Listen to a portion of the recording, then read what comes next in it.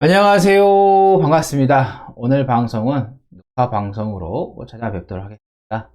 그러면 오늘 시장 상황을 점검해 보고 앞으로 시장에 대한 방향을 말씀을 좀 드리도록 하겠습니다. 어젯밤에 미국 시장에서 CPI죠. 소비자 물가 지수가 발표가 됐는데 그게 시장에서 생각했던 것보다 예상치보다 크게 나오면서 미국 시장이 하락을 했습니다.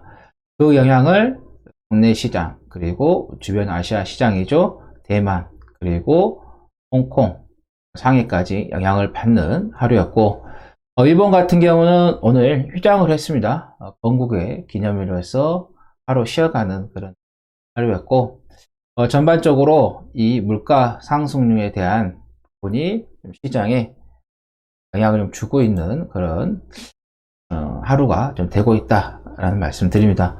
그리고 미국의 국채 금리 같은 경우도 좀 상승을 좀 하고 있는 그런 상황인데, 대만 같은 경우는 보시면은 0.13% 하락으로 마감했습니다. 대만 같은 경우는 미국이라든가 국내 시장 대비해서도 상당히 선방을 하는 하루였고, 자, 항생 같은 경우는 현재 0.51% 하락으로 진행 중에 있고, 그 다음에 상해 같은 경우는 0.68로 하락하면서 좀 진행하고 있고요. 그 다음에 호주 같은 경우는 0.98% 하락으로 좀 마감을 좀 했습니다. 보시면 아시겠지만 어제 미국 시장이 낙폭이 좀 크게 나오는 그런 하루였는데, 국내 시장도 좋지 않은 그런 흐름이었다. 근데 보통 이런 지표가 발표가 되면은 이런 지표들이 단발성으로 끝나는 그런 일이 좀 많이 있었습니다. 이게 뭐 지속적으로 하는 건 좀 아니었는데, 근데 우리가 좀 시장이 열리고 있는 그런 상황에서 미국의 또 선물 지수죠. S&P 500과 그 다음에 나스닥이 빠지는 그런 상황까지도 나왔기 때문에 그게 또 시장에 또 영향을 좀 더 미치는 그런 하루였는데, 이제 그 이유는 다음 달이죠. 3월 달에 미국에서의 금리 인상에 대한 금융 FOMC 회의가 있죠. 근데 FOMC에서 오늘 이제 어제 저녁했죠. 소비자 물가 지수가 높게 나오다 보니까 2월 14일에 월요일입니다. 긴급 회의를 좀 하겠다. 점검을 좀 하겠다.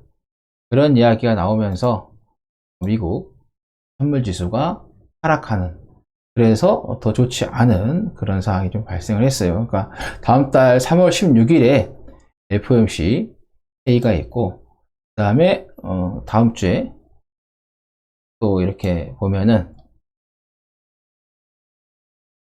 FOMC 지난번에 있었던 거 1월 달이요. 의사록이 공개가 되고, 그 다음에 화요일에 또 생산자 물가 지수가 발표가 됩니다. 이것도 대표적인 인플레이션 지표로서 정책 금리 결정에 중요한 영향을 좀 미치는 그런 부분이기 때문에 다음 주에도 또 생산자 물가 지수가 또 어떻게 발표가 되느냐에 따라서 시장의 움직임도 생길 수 있겠다라는 말씀을 드립니다. 그래서 시장은 이 지표에 앞으로 좀 영향을 좀 받는 그런 부분이 될 것 같고, 제가 보는 그 관점에서는 미국 정부가 자꾸 시장에 좀 안 좋은 영향을 좀 주면서, 지난 방송에서 말씀드렸지만은 시장을 좀 흔들어서 주가를 좀 떨치려고 하는 그런 뉘앙스가 좀 많이 느껴지고 있어요. 바이든 대통령이 또 오늘 또 기사를 했죠. 우크라이나에서 뭐 세계대전 뭐 이런 용어까지 사용을 하면서 물가가 올라가는 상태에서 그런 이야기가 나오니까는 이 사료주도 관련된, 곡물 관련된 종목들이 오늘 상승세가 나오는 그런 흐름이 나왔어요. 그러니까 물가 상승에다가 그런 세계대전에 대한 이야기가 나오면서 오늘 보시면 아시겠죠. 사료 관련된 종목들, 미래생명자원이 상한가 들어갔고, 뭐 팜스터리도 15% 넘게 상승 나왔고요. 그 다음에 에드바이오텍도 14% 넘게 상승으로 좀 마감을 했죠. 그렇듯이 미국 정부에서 조금 안 좋은 이야기들을 계속해서 좀 뿜어내고 있는 것 같아요. 근데 이게 이제 주가를 더 떨치는 건지, 아니면 여기서 개인들의 따라오지 못하게끔 하려고 하는지, 그거는 이제 지켜봐야 되는 그런 상황인데, 만약 여기서 간다고 하면은 뭐 개인 투자자들이 따라오지 못하게 하는 거고, 안 그러면은 여기에서 올라갔는데 개인 투자자들이 계속 따라온다고 하면 한 번 더 누를 수도 있고요. 그거는 좀 지켜봐야 되는 그런 상황이다 말씀드리겠고, 근데 이제 시장에 이제 수급을 좀 한번 확인하도록 하겠는데, 자, 여기 보시면은, 자, 옵션이 있어요. 지난번에도 제가 계속해서 여러분들께 지금 시장에서는 옵션을 조금 우리가 좀 잘 봐야 된다라는 말씀을 좀 드렸어요. 최근에 이제 콜옵션을 매수를 하느냐, 외국인들이 매도를 하느냐, 요거에 따라서 시장의 방향이 일정하게 좀 만들어지고 있는 그런 상황이다 보니까, 뭐 현물 쪽에서의 수급 상황도 좀 지켜봐야 되겠지만은, 옵션 쪽도 우리가 좀 지켜봐야 되겠다라는 말씀드립니다. 자, 보시면 오늘 콜옵션과 풋옵션이에요. 자, 콜옵션에서의 매수세가 좀 들어왔고요. 그 다음에 풋옵션에서 매도가 나왔어요. 어제 같은 경우나 그제 같은 경우는 콜옵션이 외국인이 매도가 나왔거든요. 그렇기 때문에 시장이 조금 좋지 않은 흐름으로 좀 갔는데, 하지만은 오늘은 또 콜옵션이 매수가 들어왔다. 이거는 오늘 좀 시장이 좀 안 좋았지만은 시장의 방향에 있어서 또 여기서 어떻게 바뀔지 그럴 수도 있는 그런 부분도 나왔다는 거죠. 왜냐, 콜옵션 매수했지만 풋옵션 매도가 콜옵션 매수한 것보다 훨씬 더 많이 나왔다라는 거죠. 그리고 선물 시장에서도 또 외국인들이 매수세가 이루어졌다라는 거. 그래서 저는 오늘 좀 시장이 하락을 좀 했어요. 그렇잖아요. 코스피가 0.87%로 하락으로 좀 마감을 좀 했지만, 그러면서 상승 종목과 하락 종목 비교해 보면은 상승 종목이 166개 나오고, 그 다음에 하락 종목이 726개가 나왔어요. 코스피가. 근데 제가 보던 관점에서는 오늘 하락이 좀 나왔지만은 그렇게 많은 염려가 되지는 않는다라고 좀 생각이 듭니다. 왜냐하면 여기서 빠졌다가 아직 5일선이 붕괴가 됐지만 11선이 남아있고, 11선이 빠지더라도 여기에 보면 갭이 있습니다. 요 갭을 메꾸고 다시 갈 수도 있어요. 갭 메꿨다가 다시 가게 되면은 이번에 여기 보시면은 2788포인트 여기까지 올라왔죠. 그럼 올라갔다가 갭을 메꿨다가 다시 가게 되면 여기 넘어가면서 뭐 2850까지도 됐고, 이런 흐름으로도 갈 수 있는 상황이기 때문에 오늘 좀 시장이 좀 흔들렸다고 해서 너무 조금 실망할 필요는 없을 것 같다. 아직까지는 우리가 지켜봐야 된다. 아직까지는 상승의 흐름은 남아있는 그런 부분이기 때문에, 그래서 분봉으로, 자, 보시면 옆에 분봉을 좀 볼게요. 자, 분봉을 보면은, 여가 이제, 일봉에서 여기 갭이 생겼죠. 이게 이제 분봉에서 여기가 이제 갭이 생긴 거거든요. 이렇게 올라갔다가, 주정 뒀다가, 이렇게 갈 수도 있어요. 그렇기 때문에, 오늘 좀 보고 판단하신 것보다는, 다음 주 월요일에 한 번 더 확인을 하고 가는 것도 좋을 것 같다라는 생각이 좀 듭니다. 그래서 제까지는 이 부분에 있어서는 단기 이 상승 부분에 있어서는 좀 더 지켜보시는 게 좋겠다라는 말씀 드립니다. 그래서 지금 상황에서는 방향을 봤을 때 요 단기 상승에 있어서 갭을 메꾸고 다시 갈 수도 있는 그런 여지는 충분하게 있기 때문에, 오늘 시장이 하락했다고 해서 실망하지 마시고 월요일까지 지켜보고 우리가 대응하는 것도 좋겠다라는 말씀 드립니다. 그리고 다시 한번 말씀드리지만은, 제가 톡방에서도 말씀드리고 있지만은, 시장의 추세는 하방 그대로 있습니다. 방송에서도 말씀드렸지만은 시장은 하방 추세를 유지를 하되 중간에 몇 개월 정도의 상승 흐름이 나올 수 있다라고 제가 여러분들께 말씀을 드렸어요. 2018년도 이런 거죠. 이렇게 한번 빠졌다가 이렇게 쭉 빠졌다가 그리고 와서 몇 개월 정도 이런 식으로 해서 상승한 흐름. 전체적으로 봤을 때는 보시면 아시겠지만 이렇게 하방으로 추세는 맞춰져 있지만 여기에서 중간에 몇 개월 정도 상승할 수 있는 흐름을 예상을 좀 해본다 라고 말씀을 드립니다. 그래서 여기에서도 제가 보는 관점에서는 추세는 하방으로 있지만 한 몇 개월 정도의 흐름은 예상이 좀 해본다, 된다라는 말씀 드립니다. 만약에 하나 정말 안 좋아가지고 2591포인트를 깨버렸다. 그래도 여러분들께서 저기 하지 마세요. 두려워하지 마세요. 왜냐하면은 요 깼다가도 요 밑에 보시면 아시겠지만 여기에서의 지지 물량이 일정에 받쳐주고 있는 그런 부분이기 때문에 이 저점을 깨더라도 제가 보는 관점에서는 이중 바닥을 좀 만들고 빠르게 회복할 수 있기 때문에, 그래서 만에 하나 저 2591포인트를 깬다고 해서도 두려워하지 마시라는 말씀드립니다. 그래서 아직까지 저희 회원님들은 인버스 계속해서 좀 보유를 좀 하고 있습니다. 그래서 전체적인 것은 추세는 하방인 거고 중간에 몇 개월 정도 상승에 대한 그 흐름은 아직까지는 살아있다, 이렇게 좀 말씀드립니다. 그리고 우리가 시장을 판단하는 데 있어서 이 코스피 지수 이걸로 보고 판단할 수도 있겠지만 우리가 시장과 반대로 가는, 또 시장과 방향이 같이 가는 레버리지와 그 다음에 인버스를 통해서도 우리가 충분하게 대응을 좀 해볼 수 있다라는 말씀 드립니다. 그래서 지금 이게 인버스예요. 아직까지 가지고 있는데 저희 같은 경우는 작년 이제 봄부터 5월 달부터 해서 계속 이렇게 떨어지는 이 구간에서 인버스를 좀 매수를 해가지고 보유하고 있는 그런 상황인데, 자, 여기 보면은 인버스가 지금 최근에 단기간에 이제 올라왔어요. 단기간에 올라오고 나서 좀 조정이 나오는 그런 부분인데, 어제 이제 21선을 깼다가 오늘 좀 다시 회복하는 그런 부분인데, 보시면 아시겠지만은, 자, 5일선과 그 11선 아직까지도 좀 깨져 있는, 이탈해 있는 그런 상황이고, 여기에서 이렇게 보시면 아시겠지만, 올라갔다가, 내려왔다가, 올라갔다가, 다시 내려올 수 있어요.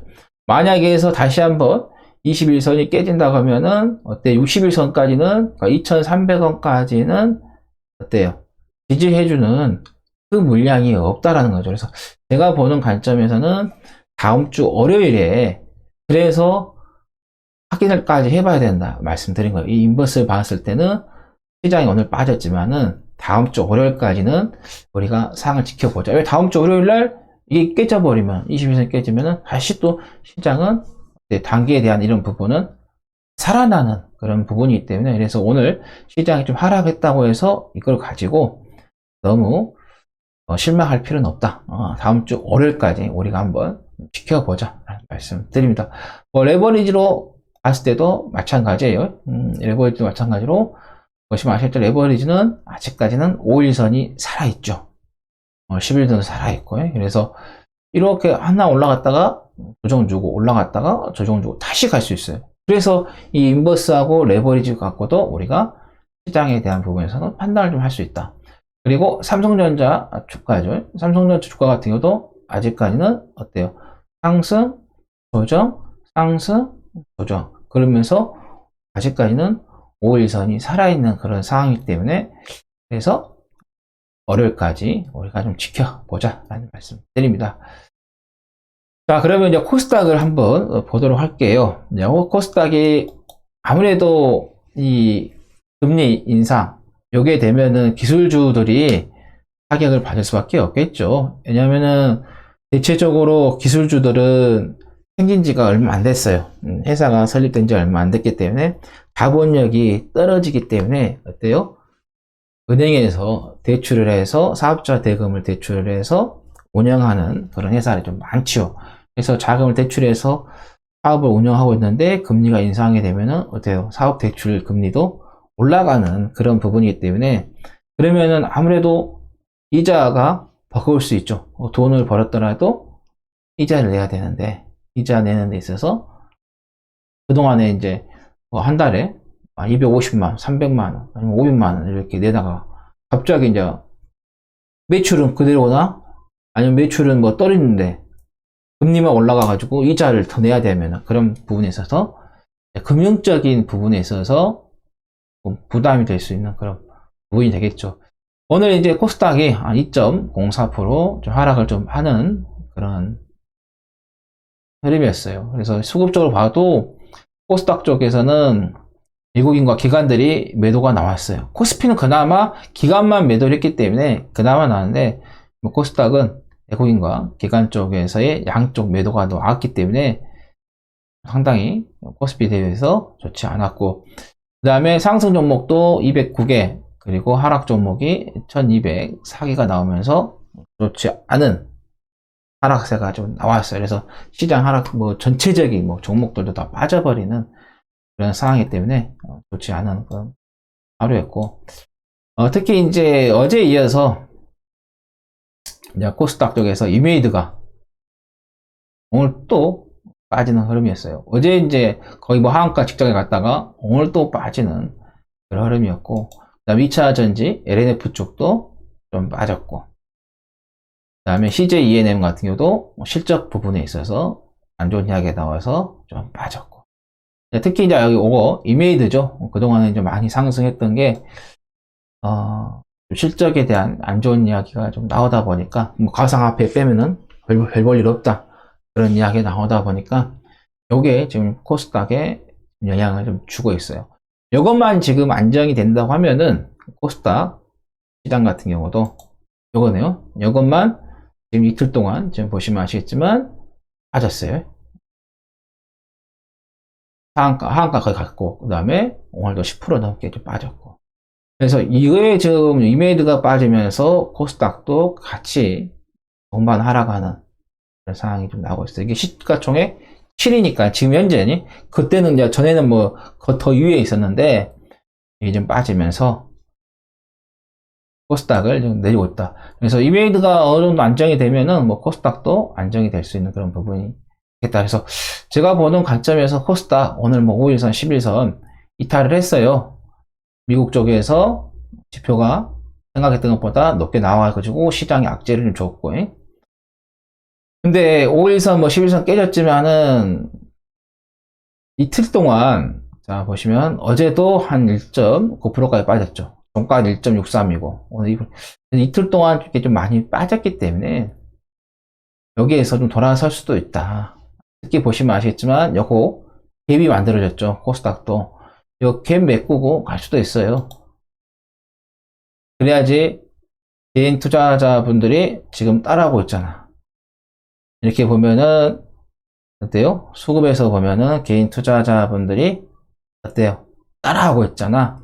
그래서 따라하고 있어서 한번 주가를 흔들었다가 여기서 올릴 때 아이고 무서워 하면서 따라오지 못하게끔, 그래서 떨쳐내는 그런 전략을 갈 수 있다. 그래서 분봉에서 봐서도 지금 여기 갭을 메고 있죠.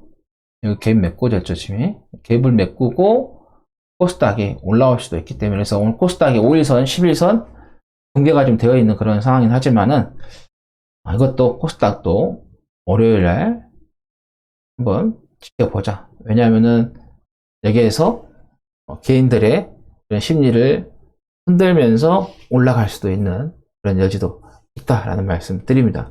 그래서 지금 뭐 시장이 좀 불안하게 좀 움직이고 있는 그런 상황이긴 하지만은 월요일까지 우리가 더 하루 정도 여유를 좀 갖고 지켜보시는 것도 좋을 것 같다라는 말씀을 좀 드리겠고요. 그 다음에 여러분들께서 좀 매매를 좀 하실 때 지난해 상승하지 않았던 종목들 관심을 가지시되 실적이 나와준 애들 또는 성장 모멘텀에 있는 애들, 이런 주식들을 여러분께서 잘 좀 보시라는 말씀 드립니다.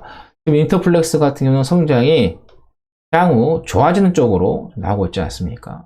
그런 종목들도 한번 보고, 캠시스 같은 경우는 성장 모멘텀이 있으니까 지난해 실적이 좋지는 않았지만은 성장 모멘텀이 있기 때문에 지난해 실적이 안 좋은 것을 주가가 좀 빠지면서 지난해 반영이 되는 그런 부분도 있기 때문에, 그래서 캠시스도 한번 긍정적으로 한번 성장 모멘텀으로서도 한번 보시는 것도 좋을 것 같다라는 말 드립니다.